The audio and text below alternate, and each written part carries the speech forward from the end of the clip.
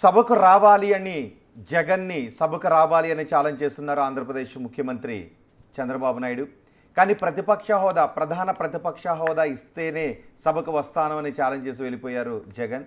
ఈ విషయం గురించి చంద్రబాబు మాట్లాడారు. ఆ తర్వాత సజ్జల రామకృష్ణారెడ్డి కూడా మాట్లాడారు. ఒకసారి చంద్రబాబు ఏం మాట్లాడారు, సజ్జలు ఏం మాట్లాడారు చూద్దాం.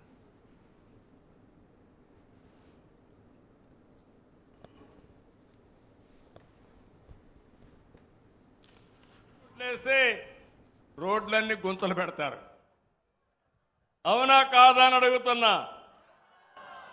అలాంటి పార్టీకి నేను ఇచ్చే సవాల్ ఏంటంటే, మొన్నన్నారు సిద్ధం సిద్ధం అని ఎగిరిపడ్డారు. సూటిగా అడుగుతున్నా, అసెంబ్లీకి సిద్ధమా? 11 మంది ఉన్నారు. అసెంబ్లీకి రండి. ఎవరిది విధ్వంసమో, ఎవరిది అభివృద్ధో, ఎవరికి సంక్షేమ కార్యక్రమాలు చేసే సత్తా ఉందో చర్చించడానికి నేను సిద్ధంగా ఉన్నా. సో నీకు తమ్ముడు ధైర్యం ఉంటే అక్కడన్నా ఇవ్వు, ప్రతిపక్ష హోదా ఇచ్చివు. జగన్మోహన్ రెడ్డి గారు వస్తారు, బ్రహ్మాండంగా నేను నిలదీస్తారు. మా 11 మంది మీ 160 మందికి దీటుగా కూడా నిలబడతారు. నాగేశ్వర్ గారు ఎలా చూడాలి ఏపీ రాజకీయాలను? సిద్ధమా సభకు వచ్చాను అంటూ ఉంటే ప్రతిపక్ష హోదా ఇవ్వు, సభకు వస్తామని వైసీపీ అంటోంది. రావాలి జగన్, కావాలి జగన్ అని చంద్రబాబు నాయుడు అంటున్నాడు. ఇవ్వాలి చంద్రబాబు, కావాలి చంద్రబాబు అని జగన్ అంటున్నాడు. సో రావాలి జగన్, కావాలి జగన్, ఇవ్వాలి చంద్రబాబు, కావాలి చంద్రబాబు. సో అక్కడ ప్రతిష్టంభన. ఇవ్వరని తెలిసి వైసీపీ ధైర్యంగా అంటుంది, రారని తెలిసి చంద్రబాబు నాయుడు డిమాండ్ చేస్తున్నాడు. సో మనకేంటి ప్రయోజనం దీనివల్ల చర్చించుకోవడం తప్ప. సో ఇందులో ఫండమెంటల్ క్వశ్చన్ ఏంటి, మీకు ప్రతిపక్ష హోదా అనేది దమ్ము ధైర్యాలపై ఆధారపడి ఉండదు. It depends on politics. ఇందులో చట్టము, రాజ్యాంగము నాలాంటి వాడు ఎప్పుడైనా ఒకటే చెప్పాడు. నా అభిప్రాయం బలంగా 10% స్ట్రెంత్ ఉంటేనే ప్రధాన ప్రతిపక్ష నేత హోదా ఇవ్వాలి, లేకపోతే ఇవ్వకూడదు అనేది రాంగ్ ఆర్గ్యుమెంట్. అది కోర్టులో ఉంది, తేలుతుంది. ఇది నేనేదో జగన్మోహన్ రెడ్డికి ప్రతిపక్ష నేత హోదా కనుక అంటలేను. చంద్రబాబు నాయుడు విషయంలో జగన్ మాట్లాడినప్పుడు కూడా ఇదే అన్నాను. మీకు గుర్తుంటుంది, అసెంబ్లీలో జగన్ నేను చిటికేస్తే అటునుంచి ఇటు కొంతమంది వస్తారు, నీకు ప్రధాన ప్రతిపక్ష నేత హోదా కూడా పోతుంది అని చంద్రబాబు ఉద్దేశించాడు. ఆ రోజు జగన్ ఏమన్నాడు, ఇదే 10% రూల్ చెప్పాడు. ఇవాళ చంద్రబాబు నాయుడు చెప్తున్న 10% రూలే ఆ రోజు జగన్ చెప్పాడు. జగన్ 10% రూల్ చెప్పినప్పుడు టీడీపీలు ఏమన్నారు, ఎవరు చెప్పారు 10% రూల్ ఎక్కడుంది అన్నారు. ఇవాళ వైసీపీ వాళ్ళు అదే మాట అంటున్నారు, ఎక్కడుంది రూల్ అంటున్నారు. నాగేశ్వర్ అనేవాడు అప్పుడైనా ఇప్పుడే ఒకటే మాట, మేము మారం, మీ కొరకు మేము మారం. చంద్రబాబు నాయుడుకు ప్రయోజనం కలుగుతుంది అన్నప్పుడు ఒకటే చెప్పాము, జగన్మోహన్ రెడ్డికి ప్రయోజనం కలుగుతున్నప్పుడు ఒకటే చెప్పాము. ఎందుకంటే మా దృష్టి చంద్రబాబు నాయుడు ప్రయోజనం, జగన్మోహన్ రెడ్డి ప్రయోజనం అన్న వైపులో నాది ఉండదు.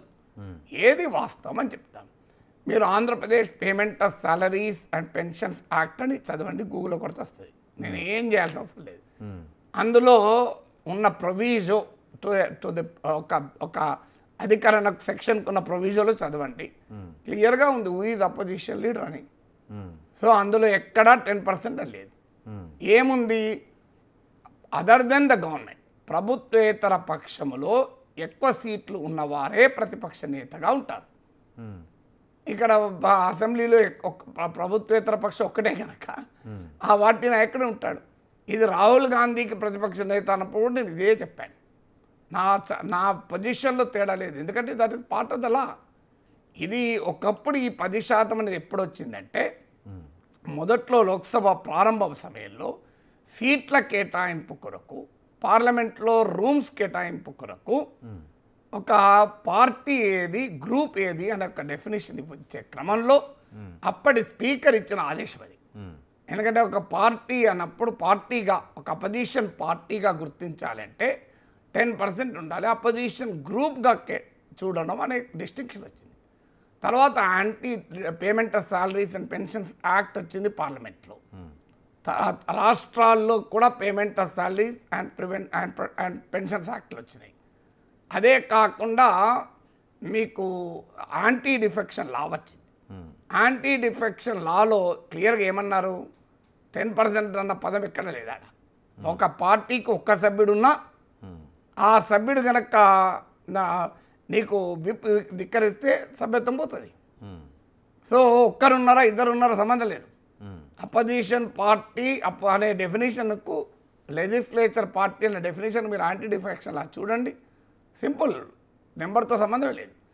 యాంటీ డిఫెక్షన్ లా రాకముందు, payment of salaries and pensions act రాకముందు స్పీకర్ ఏర్పాటు చేసిన కన్వెన్షన్, అది కూడా లీడర్ ఆఫ్ ద అపోజిషన్ గుర్తింపు కాదు. ఆ పార్లమెంట్లో సీట్ల కేటాయింపుకు, గదుల కేటాయింపుకు, కొన్ని ప్రివిలేజెస్ కొరకు నిర్దేశించిన కన్వెన్షన్ అది. చట్టం లేనప్పుడు కన్వెన్షన్లు ఫాలో అవుతారు, చట్టం ఉన్నప్పుడు కన్వెన్షన్లు ఫాలో కారు. కౌల్ అండ్ షక్దర్ మీరు రెఫర్ చేయండి అని కేశవ్ ఆర్థిక మంత్రి ఒకసారి ప్రెస్ కాన్ఫరెన్స్ అన్నాడు. నేను కౌల్ అండ్ షక్దర్ లెక్కలే చెప్తాను, వేరేది ఎక్కడా కాదు. Just see Kaul and Shakdher, parliamentary procedures and practices by Kaul and Shakdher పుస్తకాలు చదవండి, ఇదే ఉంది నేను చెప్పింది. అందువల్ల నాది ఇప్పుడే కాదు, కానీ ఇంట్రెస్టింగ్ ఏంటంటే ఇప్పుడు 10% లేకపోయినా నాకు ఇవ్వాలని జగన్మోహన్ రెడ్డి అంటున్నాడు. ఇదే జగన్మోహన్ రెడ్డి ముఖ్యమంత్రి సీట్లో కూర్చొని ఇంకో నలుగురు నేను గనక గేట్లు తెరిస్తే ఇటు వచ్చేస్తారు, నీకు ప్రతిపక్ష నేత హోదా పోతుంది అన్నాడు. ఏ ప్రాతిపదిక అన్నాడు? ఆ రోజు ముఖ్యమంత్రి హోదాలో జగన్మోహన్ రెడ్డి చెప్పిన ప్రాతిపదిక ఇప్పుడు తెలుగుదేశం అనుసరిస్తా అంటుంది. అప్పుడైనా ఇప్పుడైనా ప్రాతిపదిక తప్ప నాలంటాడు అంటున్నాడు. సో అందువల్ల పార్టీలు ఎలా ఉంటాయనే దానికి ఇదొక ఉదాహరణ. అంటే ప్రపంచమంతా తమకు అనుకూలంగా ఉండాలని పార్టీలు భావిస్తాయి. తాము చెప్పిందే వేదం, తాము చెప్పిందే చట్టం, తాము చెప్పిందే సూత్రం అంటారు. అది జగన్మోహన్ రెడ్డి అయినా చంద్రబాబు నాయుడు అయినా సేమ్. కానీ మాలాంటి వాళ్ళని చట్టం ఏదుందో అది చెప్పాలి కదా. సో అందువల్ల ప్రతిపక్ష నేత హోదా అనేది దమ్ము ధైర్యాలతో రాదు సజ్జలు అన్నట్లు. ఇది సవాళ్ళతో రాదు, ఇది స్పీకర్ ఇవ్వాలి. అంటే చట్టంలో నీకు ఇది హక్కుగా వచ్చేదా అనేది క్వశ్చన్. స్పీకర్ ఇవ్వాలి, చట్టంలో కూడా అదే ఉంది. Recognition should be given by the speaker. స్పీకర్ని ఇవ్వనంటున్నాడు, దీనికి ఏం చేయగలిగింది ఏముంటుంది? సో నువ్వు కోర్టుకు ఆల్రెడీ జగన్ వెళ్ళాడు, కోర్టు తేలుతుంది. I don't think court will enter. ఎందుకు ఎంటర్ కాదు అంటే లెజిస్లేచర్ విషయాల్లో కోర్టులు బియాండ్ అ పాయింట్ జోక్యం చేసుకో. ముఖ్యంగా ఇర్రెగ్యులారిటీకి జోక్యం చేసుకోదు, ఇల్లీగాలిటీ ఉంటేనే జోక్యం చేసుకుంటుంది. అంటే ఉదాహరణకు ఫండమెంటల్ రైట్స్కి వైలేట్ అయితే జోక్యం చేసుకుంటుంది, కాన్స్టిట్యూషన్కి వ్యతిరేకంగా ఉంటే జోక్యం చేసుకుంటుంది. This is it is something to do with the లాకు వ్యతిరేకం కదా అని ఇప్పుడు జగన్ అనేది, అది కోర్టు తేలాలి. సో స్పీకర్ మాత్రం స్పీకర్ నిర్ణయంలో కోర్టులు ఫిరాయింపు నిరోధక చట్టం విషయంలోనే జోక్యం చేసుకుంటలేవు, ఇప్పటిదాకా తేల్తలేవు కదా. జడ్జిమెంట్లు వస్తున్నాయి, మేఘచంద్ర సింగ్ కేసు వచ్చింది, ఇప్పుడు లేటెస్ట్గా తెలంగాణ ఎమ్మెల్యేల కేసు వచ్చింది. కోర్టులు చెప్తున్నాయి 3 నెలల్లో డిసిషన్ తీసుకోమని, కానీ స్పీకర్లు తీసుకుంటలేరు. సో ఏం చేస్తారు? అందువల్ల ప్రతిపక్ష నేత హోదా అనేది ఇప్పుడు కోర్టు అన్నా జగన్కి అనుకూలంగా తీర్పు చెప్పాలి, స్పీకర్ అన్నా మనసు మార్చుకోవాలి, చంద్రబాబు నాయుడు అన్నా రాజకీయ వైఖరి మార్చుకోవాలి. ఈ 3 జరగనప్పుడు ప్రతిపక్ష నేత ఎట్లా వస్తుంది? దమ్మస్తే ధైర్యం ఎక్కడిది? అయినా ఇది ఎక్కడ కండిషను? నేను అసెంబ్లీకి వస్తా కానీ షరతులు వర్తిస్తా అంటే ఎట్లా? అసెంబ్లీకి రావడం అనేది నువ్వు ఎమ్మెల్యేగా గెలిచావు కనుక అసెంబ్లీకి రావాలి. చంద్రబాబు నాయుడు కొరకు అసెంబ్లీకి రాను కదా. ఇప్పుడు చంద్రబాబు నాయుడు నన్ను సరిగా చూడడు కనుక నేను అసెంబ్లీకి రాను, అది ఎక్కడ కరెక్ట్ అయ్యా? సో ఒక టీచర్ నేను క్లాస్ చెప్పను, ఎందుకంటే పలానా స్టూడెంట్ నిద్రపోతాడు అంటే నిద్రపోతే పోనీయండి, నువ్వే రావాలి కదా. సో ఈ గోడకు మీరు పింక్ కలర్ వేసారు, నాకు నచ్చదు ఆ కలరు, నేను రాను స్కూల్కు అంటే అటెండెన్స్ పడుతుందా? నాకు చెప్పండి. That is not the craze కదా. నాకు చంద్రబాబు నాయుడు నచ్చడు కనుక నేను రాను, చంద్రబాబు నాయుడు నాకు గౌరవం ఇవ్వడం కనుక రాను, తెలుగుదేశం వాళ్ళు నన్ను అవహేళన గేలి చేస్తారు కనుక రాను, స్పీకర్ నన్ను అవమానిస్తారు కనుక రాను. ఇది కాదు కదా క్రైటీరియా. నేను పులివెందుల ప్రజలు ఎన్నుకున్నందుకు రావాలి అసెంబ్లీకి. అసెంబ్లీకి వచ్చి నిలబడాలి, పోరాడాలి, అవమానాలు భరించాలి, దిగమింగాలి. ఇదే పని చంద్రబాబు నాయుడు చేశారు కదా. జగన్మోహన్ రెడ్డి అవమానిస్తే ఇప్పుడు జగన్మోహన్ రెడ్డికి ఏమిటి పరిస్థితి? తాను వ్యవహరించింది తనకే తిరుగుతాన్ని. చంద్రబాబు నాయుడు సతీమణిని కూడా తీసుకొచ్చి అవమానించి మనం చూడలేదా? సో ఆ స్థాయికి అవమానించినప్పుడు, ఇప్పుడు కర్మ సిద్ధాంతాన్ని నమ్మే దేశం మనది, ఎవరి కర్మలను వారు అనుభవించక తప్పదు కదా. సో అదే జరుగుతున్నది కదా. అందువల్ల ఇప్పుడు ఇక్కడ దమ్ము ధైర్యాలతో సంబంధం లేదు. These are all politics. Everybody is playing the game.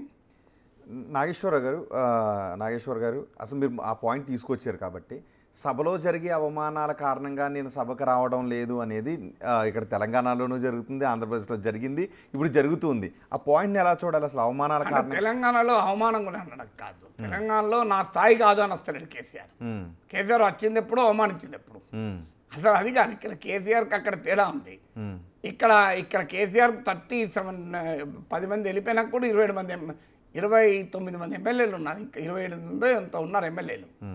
కేసీఆర్కు అక్కడ 175 ఎమ్మెల్యేస్లో 11, ఇక్కడ 119 ఎమ్మెల్యేస్లో ఇక్కడ మీకు ఇప్పటికీ కూడా పార్టీ ఫిరాయించులు అయినా కూడా 28 మంది ఎమ్మెల్యేలు ఉన్నారు. అవును.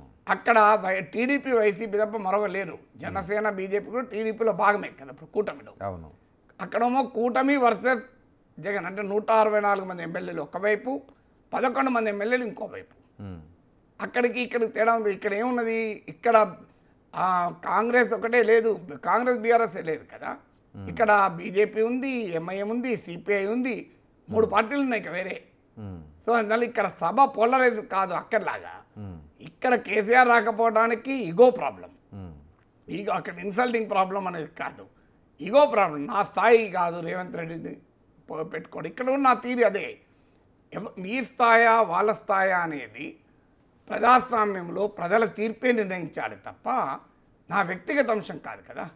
నేను నాగేశ్వర్ అనేవాడు చాలా నాలెడ్జబుల్ కనుక, నాకు ఆ మంత్రి కన్నా ఎక్కువ నాలెడ్జ్ ఉంది ఆ సబ్జెక్ట్లో కనుక, ఆ మంత్రి ఎంత అంటే నడుతుందా? ప్రజలు నాకు ఇయ్యలే కదా మంత్రి పదవి, ఆయనకి ఇచ్చారు కదా. నాకు ఎక్కువ ఎకనామిక్స్ తెలుసు, ఫైనాన్స్ తెలుసు. బట్టి విక్రమార్క నాకన్నా ఎక్కువ తెలుసా అంటే నడుతుందా? నాకన్నా ఎక్కువ తెలిసినా తెలియకపోయినా తెలుసు అనుకుంటాను. నా నమ్మకం నాకన్నా చాలా రేట్లు ఎక్కువ తెలుసు బట్టి విక్రమార్కకు.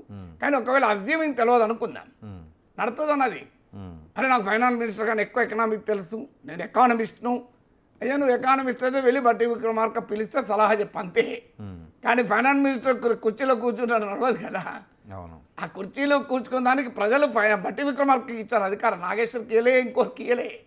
You should understand. Revanth Reddy ఎంత అంటే ప్రజలు ముఖ్యమంత్రి చేశారు, ఎంతైందా? ఇంకా ప్రజల తీర్పును గౌరవించే ప్రజాస్వామిక స్ఫూర్తి ఉండాలి. అంతే. ఆ స్ఫూర్తి లేకుండా ఆయనంత ఈయనంత అంటే ఎట్లా? అల్టిమేట్గా ప్రజాస్వామ్యాన్ని గౌరవించాలి. ప్రజల తీర్పు అది. ప్రజల తీర్పు ఏంటి? రేవంత్ రెడ్డి ముఖ్యమంత్రి సీట్లో కూర్చున్నబెట్టారు, కేసీఆర్ను ప్రతిపక్ష నేత సీట్లో కూర్చున్నబెట్టారు. Face the reality, you can't run away from the reality కదా. నిజంగానే రేవంత్ రెడ్డి అవమానించాడు అనుకుందాం, అందుకని ఆయనకు కూడా చేదు అనుభవాలు కేసీఆర్ చేతులు ఉన్నాయి కనుక ఆయన అసెంబ్లీని సస్పెండ్ చేశారు, ఆయన ఓటుకున్నోడు కేసు పెట్టి చెంచలో జైలుకి పంపారు, కొడంగల్లో కేంద్రీకరించి ఓడించారు, ఇవన్నీ ఆయనకు ఉన్నాయి. ఇప్పుడు ఆయన కూడా కేసీఆర్ లాగానే ఉప్పుకారం తింటాడు కదా. సో ఉప్పుకారం తిన్నోడికి ఎక్కడైనా రోషం ఉంటుంది, ఎక్కడైనా జరగచ్చు. జరిగినప్పుడు మళ్ళీ ప్రజలకు తీర్పు చెప్తారు. కరెక్ట్. నీకు రేవంత్ రెడ్డి ప్రజలు తీర్పు చెప్పలేదా? కేసీఆర్ ఇన్ని అవమానాలకు గురి చేసిండు అని రేవంత్ రెడ్డి అంటున్నాడు. అవమానాలు ఆయనకు పులమాలు లేనాయి కదా, లాభమే ఇది కదా, నష్టపోయాడా ఏమన్నా? సో నిజంగా చెప్పాలంటే ఆయన సంతోషపడాలి. నాకు కేసీఆర్ రోజు థ్యాంక్స్ చెప్పాలని ఇట్లా అవమానించినాను, బెనిఫిట్ చేశాడని. సో అందువల్ల ఏమవుతుంది? సో అందువల్ల రాజకీయాల్లో ఉన్నవాడు దానికి ఫేస్ కావాలి, పబ్లిక్ లైఫ్ ఉన్నోడు ఫేస్ కావాలి. పబ్లిక్ లైఫ్ ఉన్నోడు ఎప్పుడు కూడా you can't run away from the reality. ఇప్పుడు నేను ఉన్నాను, నేను మాట్లాడుతున్నాను, నా పైన రోజుకు 100 మంది కామెంట్లు పెడుతూనే ఉంటాడు. ఎందుకంటే తిట్టడమో ఫాస్ట్గా ఉంటాడు, మెచ్చుకుంటాడో స్లో ఉంటాడు. సో 1000 మంది 1,00,000 మందిని అభిమానించవచ్చు, కానీ ఆ చిచ్చరపిడులు ఉంటారు, తిట్టడు సేమ్ మెలడీతో పెడుతూనే ఉంటాడు కామెంట్లు. నేను ఆ కామెంట్లో చూసి భయపడి నేను మాట్లాడకుండా ఊకున్నాను అనుకో, నేను ఏం చేసినట్టు? నా సామర్థ్యం ఏంటి? ప్రజాస్వామ్యంలో పబ్లిక్గా మాట్లాడేటప్పుడు దానికి ఏం చేయలేదు, అది ఏం సంబంధమే లేదు. సో అందువల్ల ఎక్కడైనా యూ షుడ్ స్టాండ్, ఒక రియాలిటీ మనకు అర్థం కావాలి. You should face the reality head on. Unfortunately రాజకీయ నాయకులు ప్రజాస్వామిక స్ఫూర్తితో కాకుండా వ్యక్తిగత రాగద్వేషాలతో పనిచేస్తారు. అవును. అండ్ ఒకసారి మళ్ళీ ఏపీ గురించి మాట్లాడుకుంటే ఈ ప్రతిపక్ష హోదా అనేది ఒక సంప్రదాయంగా వస్తుంది, 10% అనేది. ఎక్కడ కూడా రూల్, దానికి చట్టము లేదు.